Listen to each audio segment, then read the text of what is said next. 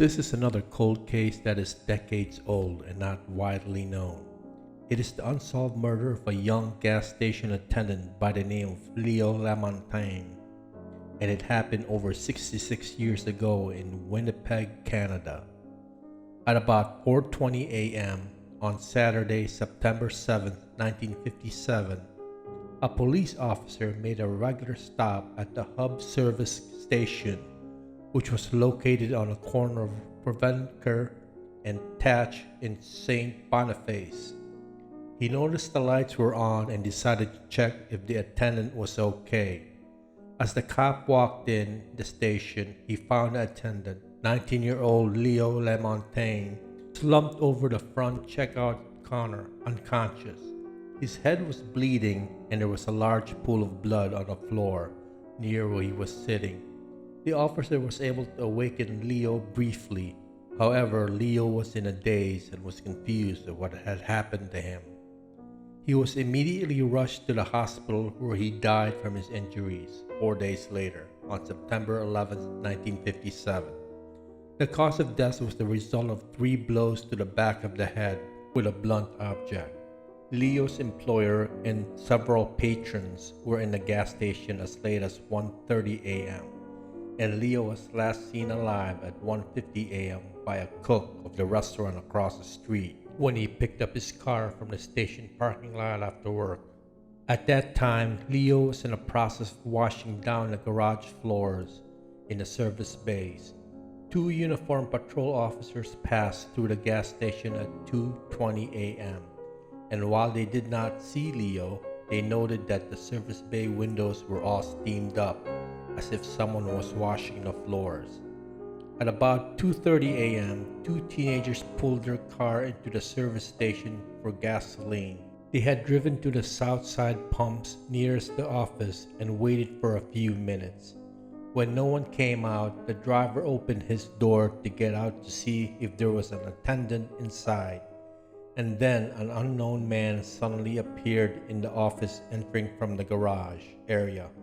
He walked outside, and when the teens asked him if they could get some gas, they were told that the pumps were closed for the night and that they were busy washing cars inside. The man then pushed the driver's door closed, walked back into the office, and watched the teens until they drove away. The man who came out of the gas station was not Leo Lamontagne, as Leo worked the night shift alone. He is believed to be the killer or one of the killers. He was described by the team as being a white male in his 30s, standing about 5'8", fairly built, and with light brown hair. A composite drawing was made of the suspect's description and circulated to the media. However, this man was never identified. An examination of the service bays revealed that the floors had been recently washed. However, a pool of blood and an iron bar found near the grease pit revealed that Leo had been attacked from behind in the garage.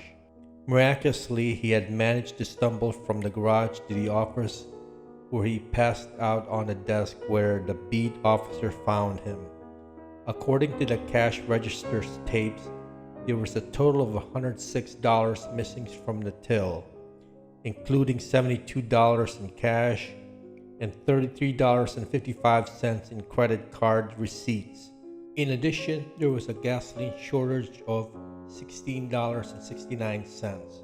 Robbery was obviously the motive, and based on the missing gas, it is believed that the suspects also had a car at their disposal.